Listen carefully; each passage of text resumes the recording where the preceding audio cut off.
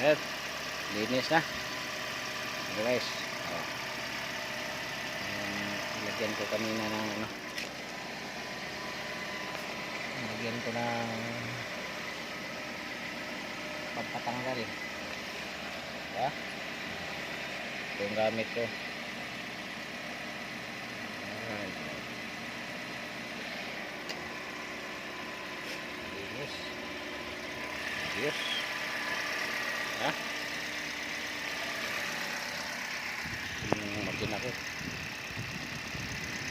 2019 yan model, sa magandang pagka-maintain lang, malinis siya palagi. Pwede pa itong ibenta mga 500. Guys, sana may natutunan kayo. Kunting tip lang ito, kunting tip. Thank you.